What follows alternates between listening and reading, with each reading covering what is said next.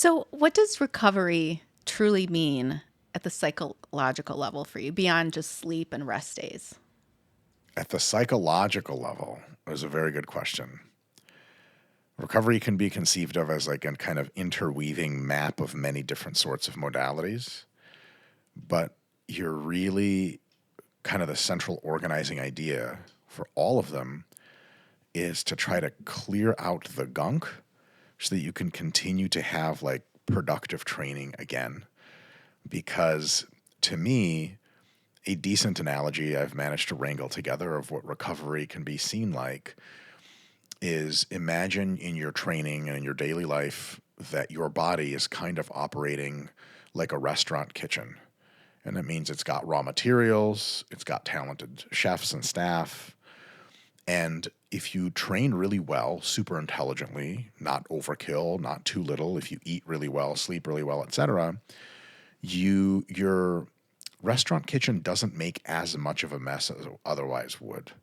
But as you know, being around kitchens, like I've been around a few, and it's always like you can't make it completely clean. It's impossible while you're doing the task. Little flour falls back there between the shelves or whatever, kind of some scrape off the egg stuff on the pan that doesn't exactly scrape off unless you wash it, but there's orders coming in. And so at the end of every cycle, be it half a day in the restaurant business or a day or a week or a month, you do various levels of deeper cleaning in order to restore the restaurant back into like, this is a place where you can make food and it's sanitary and your eggs don't taste like somebody else's something else because they cooked it on the same pan and there's just so much gunk that you got some of the gunk. So recovery for humans for training is operating in a very similar principle. And on the psychological side, you really have to ask yourself what it looks like for psychological readiness to occur. Because how do you know you're physically recovered? Well, you might go in the gym and feel strong and get all of your lifts like you're supposed to, and that's really, really good. Very good sign. If you're performing at a high level, you're there. But psychologically, it can be a little bit more difficult because there are so many different pushes and pulls of our mind. So you can be in a really productive state of, let's say, fat loss dieting and hard training. Like your body's changing. And psychologically, you could benefit from recovery, but you don't feel like doing it because it's going to throw you off your game. You don't want to take an extra meal and sleep extra hours or do something for the mind to relax it. You know the term of like being in the zone? Like you're in the zone, you don't want to get out of the zone. And so psychologically, the trick is to realize that after a good psychological intervention to reduce fatigue, psychological fatigue, you should feel super free to act like you're ready to go, ready to do stuff. You should probably feel technically a little bit like restraining yourself, like kind of cabin fever style, like, ooh, I gotta do stuff. And you should have almost no doubt that you are feeling really good, really recovered, and really capable.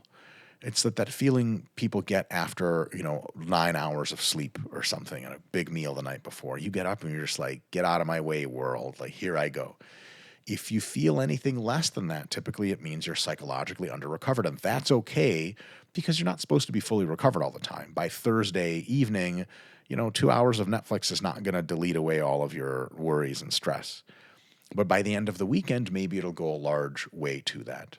And so because we know the waypoint where we're going for psychological recovery is that full state of psychological readiness, then we have to hit a couple of states along the way. There are at least 3. One is to transform your mental patterns into ones of go, go, go, from ones of go, go, go, into ones of relaxation, which is easy to say and very difficult to do at times. You ever like try to chill at the end of the day and you're still like, Oh, yeah. scroll calendar, go to Slack, scroll calendar again. That's a tough transition. So you have to have some dependable ways to reduce psychological stress. You're not even really reducing it yet. You're putting yourself into the position of reducing it. Imagine that your way of reducing stress was getting a massage. Driving to the massage place, is that reducing stress by itself? Of course not. but you're making the move to the place where stress was reduced. Just the same way psychologically, sitting down in front of the TV or in front of family and friends or whatever it is you do to relax is a good start, but it is not the thing of itself. After being immersed in that relaxing environment and accepting psychologically, which is a big deal to some people, I'm here to relax and it's okay if I relax. And in fact, that's the point. You will at some point enter a state of relatively deep relaxation mentally. If you're fatigued enough from hours, days, weeks of stress before, mental stress, you're actually going to feel even less capable of action and even less recovered when you hit that deep relaxation state. Because the only thing that was keeping you going before was fight or flight because you were so stressed out. Your body's like, I'm still here, baby. Let's keep you alive. It's like some, accounts of what people are like during natural disasters or wars. They won't sleep for days, but they're still on it doing surgeries or whatever. And as soon as like the war ends, they just collapse and sleep for like 18 hours. You're like, how the hell did that happen? Well, when you're in fight or flight mode, your body's job is to keep it going. And so this is an odd reference. Have you ever seen any of the X-Men movies from the 2000s? It's like at some point Wolverine was like donating his powers to Rogue so she could not die or whatever. And his wounds started bleeding out again. Like they had healed and they just start bleeding. That's what it can feel like after 30 minutes or an hour, or depending on how fatigued you are, a few hours on the couch. Your mind actually begins to realize, oh, I'm really fatigued. And it reduces fight or flight. And then you feel terrible. Not terrible, but you feel as if the wounds are bleeding out. You're just like this, oh God. You're like, oh my God, I was really tired. I was really at my limit and I kind of didn't even know. When people say like, oh my God, that was a stressful week. Now I'm realizing that. And then you have to spend long enough in that state of relaxation, which in the context of a Monday night could be 30 minutes. In the context of submitting a huge project for could be 2 weeks somewhere else in the Caribbean. We're recording this in Michigan in winter, so it's especially apt. And it's snowing outside. It's great. Santa Claus could be here any minute, That's right. I assume. He'd probably be like, this is too cold. I'm out of here. This is dumb. Here's your gifts, Detroiters. And so however long it takes to bring down the fatigue. So waypoint 1 is you make the stress relief happen even though it doesn't feel like it's happening. Waypoint 2 is you start to feel like total crap in the good way of that. You're like, oh my God, finally. Oh my God, I'm so out of energy. How could I possibly envision myself doing anything? Someone's like, 30 minutes into you watching TV and having some protein snack. Someone's like, you recovered? You're like, I'm less recovered than when we started. You know what I mean? It's like someone catching you when you're about to fall asleep for your nap and be like, cool, a good nap. You're like, the nap didn't start yet. I should have never sat down because now I feel half asleep. You got to make it through that whole time. Could be an hour, could be 2 days, could be 2 weeks. At some point, you're going to crest out the other way. And there's not really any way to rush that, though you can help support the healing process in a variety of ways, mental and physical. Then by the end of that process, you're kind of like, yeah, I could do some work. I could do some work. And it's not just the compulsion to do work. It's a liberated feeling of like, yeah, man, I want to do stuff. I want to do stuff. I don't want to relax anymore. You start scrolling through Netflix and there's nothing good. You look at your healthy junk food and you're like, I'm done eating that. I don't want to sleep anymore. I want to get out there and make shit happen. Hey, now that means you're probably pretty close to psychologically recovered. I would say my best tip here is do a little bit extra beyond that just to really make sure you recover. And then you have allowed yourself another several hours, if it's a small recovery window, several days, a week, or maybe even 6 weeks of hardcore grinding until you hit that tipping point again where you're fight or flight, nothing makes sense anymore, and you need another one of those 3 sequence things. Sequence 1 is realize you need a break, take the break, you're not going to feel great, then you're going to feel even worse, and the third part is, oh, okay, I'm pretty recovered, and then you go in and do your stuff again. I think sometimes it's difficult for people to even get to the point of like trying to recover, because when you're in the zone, like you said, and when you're constantly training, you feel like even taking one day off, like you're lazy or you're somehow failing or something. But I think we need that recovery in order to actually make the gains. Huge. Right? Like huge. So I would say in my life, I have been the least sensical, rational, productive when I have relied on little mini moral intuitions of how good of a person I am or not for working hard. And I have gotten my best results when I approach my body like a machine that needs certain technical things.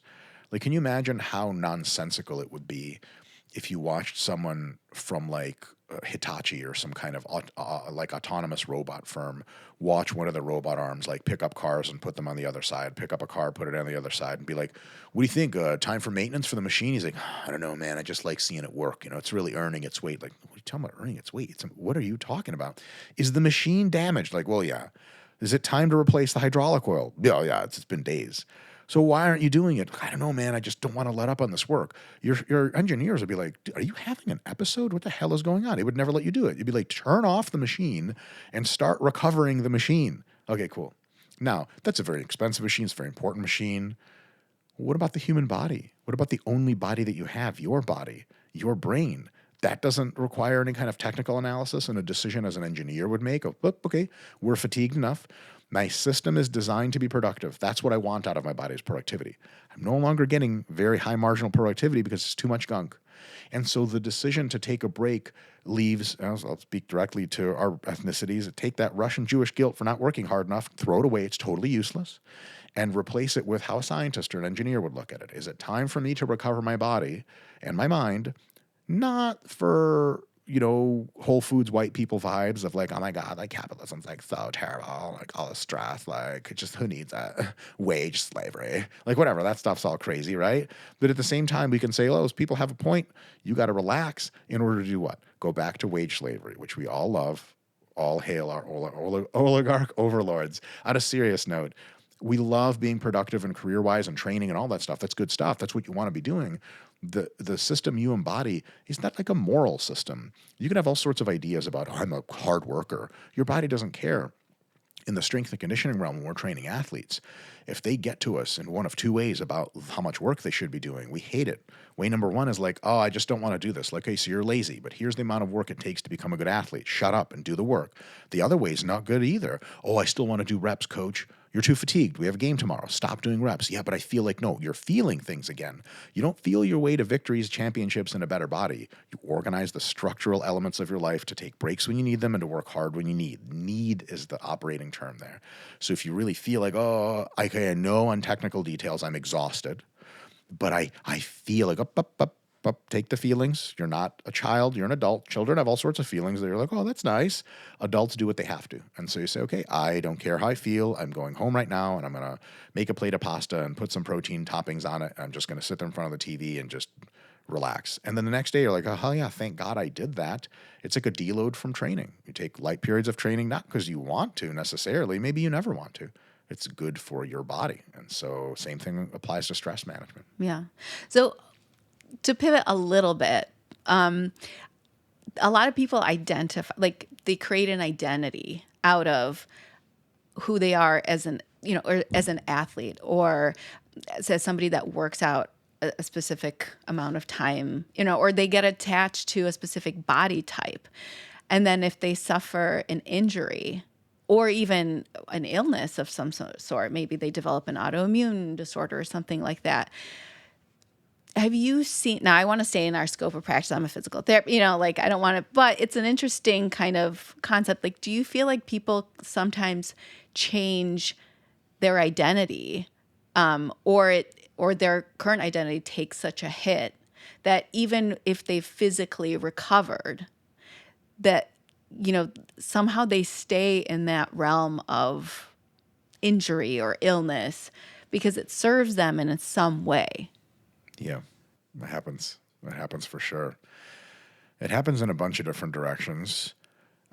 People definitely do get attached to the idea like, I'm an athlete and my body is functional and always good. And when they get hurt, they no longer get to practice maybe for some time. They don't get to play their sport. And it can be really kind of dehumanizing in a way because you're sort of like a little gear that goes in a little box and spins, and now you don't go in the box anymore. And you're like, what is my function? Like, I don't have a function anymore. So that can take a big toll. Some people will go through injuries that they have a lot of trials and tribulations with.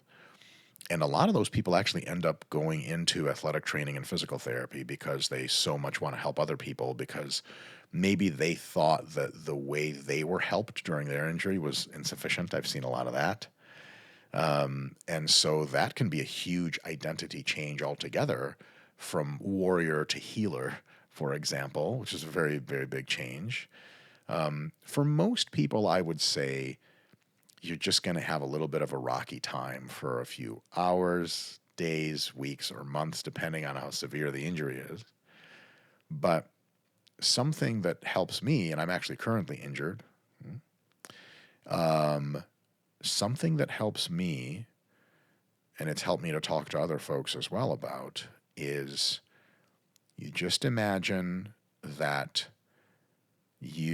let's say you're like an attack aircraft, like something that bombs people and stuff. I mean to say people, the enemy, yes, bad people. And it came back from battle, and it's kind of like part of its wing is missing. Like, let's say it's an old plane, A-10 Thunderbolt II. It's an attack aircraft, which is notoriously reliable enough to, one of them flew back to base with an entire wing gone, which is like an insane. Most planes can't do that. Just built really hardy. Do you think the pilot of that A-10 looked at his plane, looked into his hands after, and he's like, I'm nothing. I'm not even a pilot anymore. My plane's missing a wing. No, he was like, hey, maintenance people, how long is it going to take to put that wing back on? They're like, dude, weeks. So you're grounded for a while and just go into sim and just do a bunch of training. Sweet. Time to get better before I get in the plane again. Oh, hold on a sec. That's a weird mentality. That's a great mentality, because the plane's going to be fixed. Your body's almost certainly going to be fixed, especially now entering the late 2020s. It's crazy shit coming in. Your body, they'll fix you right up. It might be years before they do, but it's probably weeks or months. A lot of people catastrophize injury. I'm sure you know this. Like right now, I have like a moderate spasm in my QL muscle. It's really like the extent of it, and it's inflamed the tissues around my spinal cord. So if I bend over, I have distal neuropathy, like in my foot, whatever. I've had this like a dozen times. I know almost exactly why I have it. I know that in a few days it's going to be totally gone. But there's a part of me that's like, dude, this is a disaster. Like, you're done, bro. You're too old. You're going to like crack up and it's over. Like, this is it. The reality that's totally insane. It's just a clipped off wing on a plane. Go into the sim. So what is the analogy of the sim? Well, if you look at yourself as a performer, as an athlete, as whatever you look at, you have all sorts of stuff that you're trying to do in life. And most of it you don't have enough time for. Well, good news, you're not training for a few weeks hard anyway, or that part of the body anyway, because the rest of your body you can usually train. What kind of injuries you can't train anything? Like, what, the spinal cord dissection or something? Like, shit, even then you can train your arms. I don't know. Yeah. It takes a lot to put you out of everything. So you just changing the focus has been incredibly powerful for me. I'm still an athlete, identity untouched, but I'm in repair mode. Because hard training athletes have one unifying characteristic: they all get hurt. Name an athlete that's never gotten hurt ever. Can't. I can. They're just not really good. You know, like, I played basketball in the 8th grade one year, and I didn't make varsity, but I never got hurt. Like, okay, sweet, slow clap, right? Every good athlete gets hurt, so it's really just a part of the process. And so you don't have to abandon your notion of who you are or anything like that. You just have to say, okay, what do I do with my time now to get two things done? One is occupy it with meaningful, productive things. And two, make sure that I'm really trying to get the recovery process going. Because, like, how do you boost recovery? Get enough rest, do your rehab properly, get enough good nutrition, and try to live a low-stress lifestyle. And sure shit, don't do anything to get yourself hurt again, right? And then on top of that, you got time for more podcasts, more self-development work, more of anything that you want to be doing, more of connecting with family and friends. A lot of athletes are super busy. They don't get enough connection with family and friends. Call your friends and family more often that week. They'll be like, oh my God, I love hearing from you. You're like, oh, well, I'm broken in half. And as soon as you get your swag back, you can train again. Oh, shit, they'll never hear from you again. But they know that's how it is. I'm kidding mostly. But there's so many things you can do with your life that you don't have to get the identity hit going. And I'll say this, like, look, at some point, maybe you like screw yourself up so much that they're like, this whatever sport hobby you're doing, this is just no longer for you. Fine. Then you change your identity. You don't have to change it beforehand. Because a lot of times, I've been through this wave so many times, you like start to re-architect your identity. Like, what am I if I'm not an athlete? And then 3 days later, you feel good enough to train again. And 5 days later, you forgot you were ever hurt. And you're like, why did I ever like even get into the identity thing? It feels ridiculous. Like a truck driver's truck runs out of fuel and he's like, I'm not even a truck driver anymore. Like, what are you talking about? Here's a gallon of gas. Like, oh, I'm back. So a lot of times it's just having some, I don't know, faith maybe in the fact that like probabilistically, you're probably going to heal. And now you have to ask the question, how do I heal the best? How do I use this time? Another thing is when you're optimistic and productive and happy, I think the overall immune situation and healing situation in your body tends to improve. So being all depressed and shit really just doesn't do you any good. Hey, podcaster, author, audiobook voice actor, singer-songwriter, musician, artist, or creative entrepreneur of any kind. You know how you can get in the habit of telling yourself you'll get to it someday? Well, consider this your sign. Because at Elevate Sound Studios, we've got the space, the tools, the community, and the care to take your ideas and turn them into reality.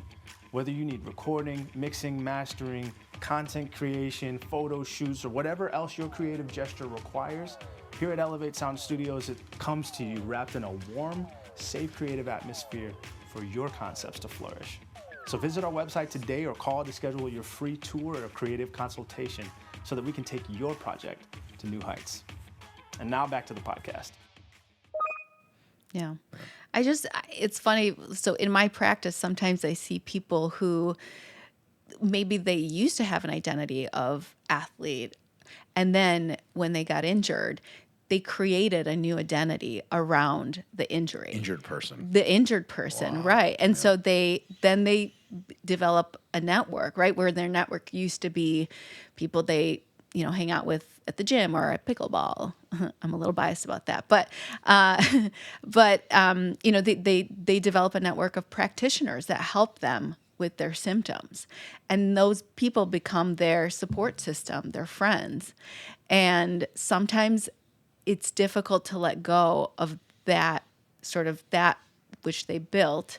And so sometimes I think it keeps them from full recovery because it somehow serves them to keep this network and it's also a point of connection, right? Like sometimes we connect so much about our pain, more so about our pain than about all the good things that are happening. Yeah. Oh yeah, sure. I just, it would be interesting to me to see when a person is definitely cleared for enhanced activity, but they're still overdoing the therapy. You see that? Yeah. They think the therapy is like, they still need more kind of thing. Yeah. It's always, I always say it's not the 10 out of 10 pain that's the worst for people. It's the 2 out of 10 pain. Yeah. It's that annoying thing that doesn't go away. And then their nervous system sort of rewires itself to constantly look for it. Yeah, that makes sense. And then it becomes sort of their friend. And when they don't feel it, they're like, nope, there it is. Yeah, that's interesting. Because if it goes away, then they no longer need me as a physical therapist. They no longer need, maybe their personal trainer because now they can train on their own. They no longer can connect with those friends that are also injured or chronically ill that they've made along the way. So doesn't that border on Munchausen's? A little bit, or conversion is another kind of, when people, like there was a case when I was in PT school where this young man, got injured on the football field and they got him into PT. He couldn't walk, quote unquote, right? And the PTs worked with him and they did all sorts of manual muscle testing that, showed that he had functional strength, but he wasn't able to walk. And what they realized was when the father was there, he was doing worse. When the father wasn't there, he was doing better. The dad was the football coach. The dad wanted him to play college. He didn't. And he didn't. And this was his body's way, his mind's way of getting in the way of that. Jeez. I guess I would say, I have reserved my worldview so far in this discussion for rehab and treatment for people who actually want to do the thing. Yeah. If you don't want to do the thing, man, back in high school, I saw people seek rehab and therapy just for some attention, some recognition of the fact, when you're a child and you hurt and no one cares, it can feel like more cold and alienating than anything ever. Yeah. But if you need that in your life and you seem hurt, and then people come to your aid and really care about you, you start to be like, oh, very well. That feels nice. Right. Consciously or subconsciously. For sure. Many times very subconsciously. Yeah, that's a trip. I've definitely had those feelings myself before, but not for very long. At some point, you're like, I just want to get better and go do sports again. So, Yeah. So what do you think the nervous system's role is in recovery? You touched a little bit on the sympathetic and the fight or flight. Yeah. Well, it depends on if you mean recovery from injury or recovery from general training and life stress. Two different answers. Right. So let's talk about specifically tissue repair. Okay, so something's broken. Yeah. So one role that your nervous system has is to continue sending inputs to keep that tissue connected to the rest of the body and functional. We know that if you de-innervate muscles, they just shrink away to nothing. We know that if they're not getting sufficient amount of stimulus, they shrink substantially. So your nerves do exist there to continue to provide a reason for that muscle to continue to be large and effective. And then another thing the nervous system does is it sets that tone for you, the autonomic tone, parasympathetic, sympathetic, everything in between. And so if you have especially local tone that's too high, like in my QL right now, then it's just way too much, and bringing down that tone is a good idea for relaxation, to let the muscles relax, so on and so forth. And then, of course, when you have a very severe injury especially, and either the nerves themselves have been damaged, or there's been so much swelling in the area, so much deformation of tissues, that stuff's really messed up, the nervous system is critical at a local level and brain spinal cord level in order to get the thing firing again, get the situation going again, and returning to normal patterns of nervous system communication with that muscle, with those connective tissues and everything. And so that part can be a real trip, because there are situations in which it's especially strained. Immobilization, obviously. Like you get in a car accident, you wake up, you're in a hospital. Hey, I'm not dead. Giant cast on your knee. Okay, cool. Can't move that for 6 weeks. I mean, you can and should mentally connect with your quad and your calf and your hamstring to activate them, for sure. That's research vetted. It works. Cycles of contracting, relaxing definitely help that process. Gee whiz, that's tough, and there's nothing actually happening. So at some point when you get your cast off, that part of the nervous system's involvement and kind of starting to really reconnect with that limb, building your proprioceptive awareness around that limb, figuring out what of the new sensations is like, definitely don't step on it that hard, versus that's just scar tissue and weird pain artifact that doesn't mean anything. I just keep going. You can't really ever resolve those completely without doing what I consider kind of the first step in any rehabilitative process after a severe injury, which is the attempt to return to a large range of active range of motion. You might start with a decent passive range of motion, very small active range.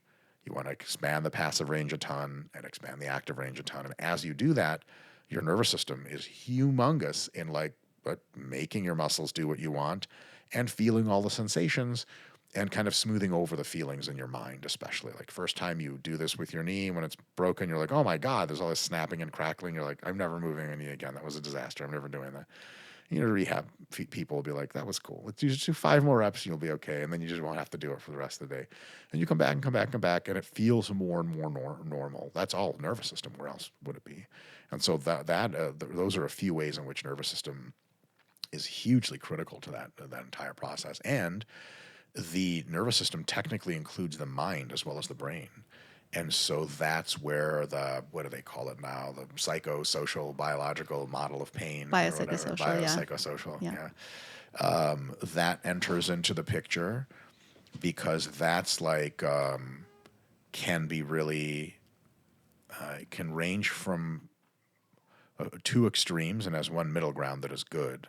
One extreme is you're just like Like if you get a dog and the dog has surgery and you wake the dog up and you don't like put the cone of shame on him, he's just going to pretend he didn't have surgery, run right off the porch and break his leg again. You're going to be like, holy crap. Okay, that's why we have a biopsychosocial pain model in our own heads, because we know something bad happened to us. And so you want to maintain, at least start your activity with quite a bit of reservation, like you're putting weight on your foot for the first time in 3 months. Don't just stomp on it. That's stupid. People say, oh, it's all in your mind. Like, nope, it's not all in my mind. There's screws in my knee. But on the opposite end of that is that super constrained fear-based behavior where you're like, anything I do is going to rip my knee open, just like that car accident did. And then you start to be so gentle with it that you're just prolonging the time of recovery for no reason at all, because you're just not getting enough rehabilitative stimulus to it, because you should be doing full squats by now, but you're doing half squats. You're like, I don't know. And one thing that I've noticed, and I've been around the athletic training practice, sport rehab for a really long time, unless it's like, this is a pretty severe pain and I feel like something's impinging in there, just continuing to expand the range of motion is the recommendation based on all feedback cues from your athlete. They'll be like, it feels weird. Cool, keep going. But it's supposed to feel weird. You're all screwed up in there. Your nervous system's not used to moving your leg for 6 months or whatever, 6 weeks. Okay, cool. So feels weird, not good enough.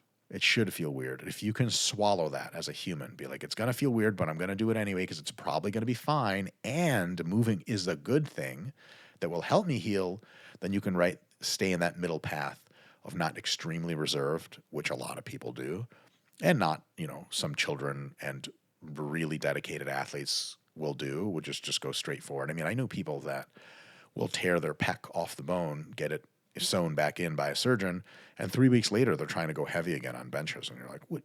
This is an insane thing to do. Like, they do not have that kinesiophobia. They sure beat that, but like, there are structural reasons you have kinesiophobia, and some kinesiophobia is good. It's like if someone's like, it has no fear of the dark.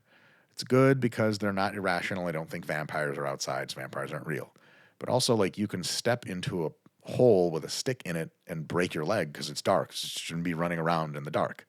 There's a healthy balance there, just the same way with rehabilitative stuff and the psychosocial approach of, yes, you're definitely screwed up, but there's a way out of it, and you've got to be a little confident about it. That's tough, and a huge part of therapy, I think, is for the therapist to establish that level of trust with their patient, even tentative trust. Just believe me for a session or two, and we'll see how it goes. And then their idea is to continue to liberate that patient into more and more graded activity until they're like, hey, 8 weeks later, you just don't need to be here anymore. And for most people, that's a great thing. For some people, to your earlier point, they're like, wait, but I don't feel in my head like I'm recovered. And that's a different conversation. Yeah, I think you're right. I think there is that fine line. You can be on either side of that. You can be either like, okay, I don't care. I'm ready to go, Right. or guard to the point, from a psychological and physiological perspective, guard to the point where you lose more function than you need to 100%. because you're so terrified. There sometimes the trauma that happens, for some people, it's very traumatic to break an arm or have a low back injury. I mean, I've had people crying on the table because they hurt their back, knowing that it's acute, it's going to go away in a couple of days. We're doing everything we need to do to help it. But it's like I shouldn't be injured. I do all the things. Why am I here? Right? That's a huge point. It's a thing. It's back to that morality thing of, I don't deserve this. This shouldn't have happened to me, which all of those things are really pointless thoughts, because there's no such thing as should have or could have. It did happen to you. And also, something I told most of the athletes I've ever worked with, if you're walking up onto the platform for lifting, or onto the court for tennis, or in the ring for boxing, and you don't think that you can ever be hurt, that's wrong. But if you walk in there fearing injury and making sure you don't move in a way that's going to get you hurt, you're not going to be able to express your best performance. Every time you do hard things, there's a probability of injury. The only rational way to do it is do your best with technique. Don't do anything stupid that you otherwise wouldn't do. and then just let the chips fall where they may. Sometimes, most times, almost all times, you don't get hurt. And sometimes you get hurt. Because what I tend to have happened is have conversations with the people that, let's say, are into lifting. And they go, I really don't like getting hurt from lifting. And I'm like, oh, shit, join the club. You know? And they're like, how do I make lifting something that basically can't injure me? And there are absolutely answers to that question that require you to sacrifice a lot of potential gains. But you can get really good gains and drive the probability of injury in lifting down to almost nothing. The problem is that, do you really want to make gains like this? And the answer for most of these people is, no, I want to make gains, but how do I deal with this injury reality? And the reality there is just to understand that probabilistic risk is a thing and that you worrying about it won't help at all. It'll probably hurt. So don't worry about it. And if you get hurt, we're probably going to fix it. Some 10, 15 years from now, we'll have, cybernetic body parts. You won't have to worry about a thing. But for now, got to have a little ballsiness about doing tough things that could get you hurt and not worrying a ton about them and saying, okay, if I get hurt, they'll probably fix me up. And they almost certainly will. I've seen people come back from insane stuff. There's a guy back in the day, about 20 years ago, who was squatting with powerlifting equipment, which means like a special suit and stuff like that. And he broke the world record squat. He squatted 1,250 pounds, which is crazy, right? And he went for 1,300 later that year, and he tore his quad like zip line right off the bone, right? Full avulsion. Don't you close your eyes. This is your field here. You're supposed to be I'm supposed to be passing out. That's why I'm closing. Yeah, exactly. Tell me more. The quad tear. And I thought for sure he was done, right? Everyone did. Years later, he comes back, and basically he's squatting now with just a belt and knee wraps, which is less supportive. And he squatted like 1,100 pounds, which ratio-wise to that equipment, he just got absolutely stronger. He just got better. But how do you get back under 1,000-pound squat bar knowing that your quad is the kind of quad that tears? And you know that for fact because it has torn before. How do you do that? Well, that's just that elite athlete mentality of if it's going to happen, it's just going to happen again. But once your assistance lifts get up a few years after you tore your quad to better than ever, you're like, oh, I actually am stronger than ever. All right, let's go. Let's go for these records. That takes something very special, but we can all get a little inspiration from that and just be like, look, if someone tore their quad off the bone squatting 1,300 and later came back to squat functionally to their quads even more, successfully, didn't get hurt, just squatted the world record and then retired. And all of us can probably get a way to get back to pickleball from having tennis elbow. Do they call it pickleball elbow now that it's more popular than tennis? Or what? No, they don't. It's still technically tennis elbow. We need new terminology. But maybe let's start it. That's it. Yeah. It's funny. I think about gymnasts as the most extreme form of what you're talking about. Like, how many times did those people have to fall and hurt themselves in order to, Simone Biles, to do the flips and everything that she does? Like, how many times did those flips fail?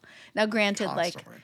they try to take precautions and have safety measures and practice and foam and all that stuff. Sure. But or even the skateboarders, that you see they're doing these crazy tricks, or snowboarders, whatever, right? How many times do those people fall and yes, it's a mentality thing. It's a personality thing where some people are very resilient and don't take on the injury as a piece of them, and then some people do. Some people make it kind of their personality. Some of the discordance and discomfort with recovering from injury can actually come from holding on to your non-injured identity. Your injury is always hey, you can't move like you used to. Hey, you can't move like you used to. And you still make yourself feel capable in your own head. You're like, no, I can. I still believe in myself. Because of that difference between how you feel in your head and what you know you can do physically, that's dissonance. And that can be psychologically discomforting because you're like, am I really an athlete though still? I tell myself I am. I want to believe it, but maybe I'm not. But I think in many cases that ends up being a good thing in the long term, because all you have to do is temporarily be like, okay. I'm still an athlete. I'm injured right now. But the big unlock there is to see the identity as something that's bigger than just performing at your best. The identity of athlete includes times being injured. Imagine touring like the Olympic like wrestling team in practice. You look around, and one of the guys has his arm in a sling, and he's like coaching someone. You're like, "Who's that guy?" He's like, "Oh yeah, that's the guy that won the Olympics last year. He's got a tricep tendinopathy. They had surgery on it, so he'll be back in 8 weeks." You're like, you got a camera and everything. You're a famous journalist. You're like, let me interview that other guy. And they're like, no, that's the guy you want to talk to with the sling. He's the champ. He's going to win again. You're like, nah, he's injured. He's not even an athlete. They would be like, what are you talking about? Mm-hmm. He's 8 weeks out from dominating everyone you've ever heard of in wrestling. This is a god who just happens to be hurt. That person is not giving up their identity for being an athlete. So why would you, if you were in a similar position? I'll give you another rather offhanded analogy. Imagine that you were an African American and you were dominant at sports, professional athlete. And then you like got in the studio with some of your like singer friends and you're like, holy shit, I have a voice. And they're like, you need to make a mixtape. This is fire. And you get hurt simultaneously as well. Like, oh shit, I hit my knee in the last NFL game, whatever. You get in the studio and you start belting and they're like, dude, this is a jam. Like you're legit, you have talent. Like, and the guy in the back who's been doing this forever, he doesn't like bullshit anyone, is like, this is a fucking hit. You're not going to be like, I'm not even really a black man anymore. I can't play sports. Be like, you're a godlike entertainer. Welcome to the 50 trillion other things black people are good at. You're like, right. Still in the big circle of identity. So when people are like, I can't kick the ball anymore today, I'm no longer a soccer player. Like, what the hell is wrong with you? What does the goalie think about all this? He doesn't really get a chance to kick the ball. Like, right. Keeping your identity secure and understanding injury is a part of a process that athletes and regular people have is incredibly important. Painful because you have to resolve the fact that you're injured and can't do the thing, but you tell people you can do the thing. Imagine going to the doctor's office, the dentist's office. You know, the dentist always asks you questions when he's working on your teeth. I don't know how to respond because I'm always like, oh. Yeah. He's like, what's that? I'm like, do you want me to talk or not? I can't understand. And, you know, you're like, what do you do? Like, oh, I'm an athlete. And he'd be like, oh, like, when's practice? We're like, well, it was 3 weeks ago and I broke my back. That's weird, right? For you to be like, you almost feel like you have like imposter syndrome there where you're like, oh, I can do things. And everyone's like, really, can you? You have to continue to maintain that belief because sooner or later you're going to be back on the mats, back in the gym, back in whatever. And it's kind of awkward to have to rebuild your identity of athlete. Someone asks you like, oh, you're back in the gym. You're like, oh, I guess. You're like, what? Like, I don't know if I belong here. They'd be like, what? Did you pay the membership? Like, well, yeah, like then you belong here. This is a crazy idea. Yeah. So having that identity to hold on to, making that identity expansive enough to include your not so great times and your great times, big hack. Tough to do, easy to say. So speaking of hacks, we have so many things now to biohack and to recover, and the red light and the IV therapy and the cold plunge and all the stuff. What, I guess, are your biggest takeaways for recovery physically? And then if you can touch on the psychological piece too, if you want to. Sure. Recovery is mostly a matter of when something is messed up, don't hit it really hard again until it feels better. And so time spent away from very intense stimuli is a big deal. Kind of the number one thing. And after that, you realize that the body has mostly its own recovery processes. It just does. Your question becomes, how do I augment them? How do I help them along versus hurting them? One of those is having a lower stress lifestyle. One of those is having adequate sleep. Sleep is super rocket fuel for everything good, and recovery is one of the huge things. Another one is nutrition. It kills me when athletes get hurt and they switch to like junk food, whatever diet. And it's like simultaneously junk food and also they're a little depressed, so it's not enough food. And they lose weight while losing even more muscle than they should have. And they're like, what do you think your immune system eats? Like, it needs protein and stuff to build things with. Like, recovery is a building process. And so having fundamentally very good nutrition, high protein, plenty of calorie, nutritious foods, lots of veggies, fruits, whole grains, things like that, That's massive. And so recovery is a thing that you're like, as soon as you, here's another little bullshit gem. If you get hurt as an athlete, then your job now, the next question you ask is after you got hurt, and it's obvious you're hurt and you're going to be off for a little while. Your next question is, how do I really rocket ship my recovery? I mean, like, that's the question I ask. Recovery isn't a time that you spend like just waiting around. Like, oh, like you missed the bus. The bus comes in 20 minutes again. It's just time. You're just going to need to scroll on your phone longer. No. Recovery is a process that's active. Like, you have a job in it. So stress reduction, sleep maximization, excellent nutrition, those right there, coupled with a progressive re-entry into activity that's a little discomforting, but not too much, and then starting to basically run your rehab program, those are the top things that account for 90 to 95%. There are other things you can do that fall into the category of symptom relief more. There are some modalities that have promise in it actually enhancing the underlying recovery. Most of them are drugs, to be completely honest. Like, if you really, like, aliens are coming to Earth and they're going to, like, if you're not recovered, they're going to just destroy the whole world. As soon as you get hurt, you need to be on boatloads of steroids, tons of growth hormone, and a bunch of BPC 157 and TB 500 all the damn time. Like, well, hold on, that's good, weird advice. Well, yeah, you want the chemical stimuli to help you recover, right? Right. Okay, yes, that's what I want. For most of us, that's not a good idea. It's not legal. It's not practical. It's going to have massive health trade-offs.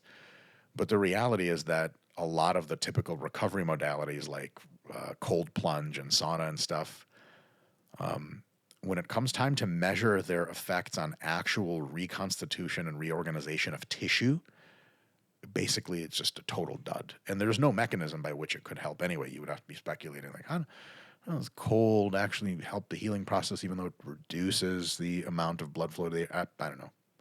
And so it ends up being that there are absolutely modalities you can use, but the best modality is lots of great nutritious food, lots of rest, and a massive dedication to being aggressive but constrained with your rehabilitative program. And that's the thing, hashtag crushing rehab. Like, how do you stop a person who gets hurt and immediately like, what do we need to do for rehab? And they just crush rehab. And then 4 weeks later, they're training again. And you're like, damn, dude, that's not a person you can really stop. Imagine someone who is like ultra successful businessman and then they lost everything, right? And they're like, the next day, you're like, what are you up to? They're like, I'm starting a new business. You're like, what? For what? They're like, to get money. Like, what? But you lost all your money. Like, oh, well, it's just going to get more money. How do you think I got all that other money? It's just like building a business. This is what I do. You're like, oh, okay, you're just going to be a billionaire at some point. No one's going to stop you. So in rehab, that mental edge of knowing, okay, I'm hurt. And the purpose of rehabilitation is to get a way out of it, to get better, to recover, to get back to normal, and then some. Okay, cool. What is exactly the plan for me to get to do that? And I want to do that plan as diligently as I do everything else. That's a huge unlock that I think, I don't know, maybe I'm just traumatized from being hurt right now, but it helps. No, I think you're 100% right. That's exactly what I see in my practice where, I'll have two patients. I had two patients with quad tendon tears. This was a long time ago, but one had this kind of, he sort of went down the rabbit hole of Reddit and found this community and bought the most expensive crutches and was very cool. Yeah, like was very into like, and then another one was like, hey, I need to play golf in 6 weeks. Figure it out. Yeah. And so the first one, it took a really long time to get the range of motion back and to get the strength back, to get him to walk. I mean, he should have been walking 6 weeks before he actually did. The other one walked into the clinic post-op. I was like, where's your crutches? He's like, in the car. That's dope. Yeah. So, and it was just very interesting to watch them side by side, both males, both the same age, both the same sort of demographic, and how much that mental sort of component played a role in recovery. And the second one was just, he was out of there because he just wanted to play golf and be good and normal. And the other one, we kept around for probably, 6 to 8 months. Good billable hours. Sure. Yeah. That's not where you have a career. That's not where, it's not what you want because, No. the reward as a physical therapist comes from actually getting somebody out. Yes. You know? Yes, 100%. Do you suspect, like, do you have any ideas about why that other individual took so long? Was that identification with the injury thing that was I think happening? so. I think so. I think it gave him, I think there were personal things going on probably in his life as well that kind of this attaching to this injury helped a little bit with that, whereas the other one didn't. But yeah, it's definitely all about identity, and it's fascinating how we humans choose an identity, Yeah. right? Like we really can. So, what would you recommend for somebody that is maybe identifying more with an illness or an injury? Can we build resilience, or do you think that's like inherent? A lot of it's inherent, but everyone has a choice to increase or decrease their expressed resilience for sure. It's not 100% genetic or something like that. Right. I think that you need to realize that this is a part of your life. And so when, let's say, women going through motherhood, forget motherhood, this is easier, pregnancy. Before pregnancy, I'm a young woman. I go to dance clubs and I do beach volleyball. During pregnancy, I'm a pregnant person. That's like a whole identity. Holy shit, there's an entire market like giving you products and support and all that stuff. People treat you differently. And then after pregnancy, you now have a new identity. It's mother. And arguably that one kind of never ends. If you're Russian Jewish mother, it for sure never ends. Please God, please end, but no, not still continuing. It's always the harassment. It will always be there. It will always be there. It's great. It's great. I'm supposed to say it's great. But then, people sometimes will successfully get their kids to age 18 and get them out of the home and will start new businesses and start traveling. And their identity actually the entire time was whatever their name was. That's really who I am. I'm Alyssa, and I used to be a young woman, and then I used to be a pregnant person, and then I used to be a mother, and now I'm always been Alyssa, and now I have a small business at age 55. So if you keep your core identity as who you really are, a person trying to do their best, same person. Any other identities you come in contact to can be layered on top of that and not encompass the whole thing. Like if I catch you at a wedding and you're going to be in a nice going out dress, I'll be like, dude, you want to go like play pickleball? I'll be like, yep, let me just get out of the dress. And then I'm a pickleball player again. And so it's totally fine to identify as like a woman in a beautiful dress while you're at a wedding reception.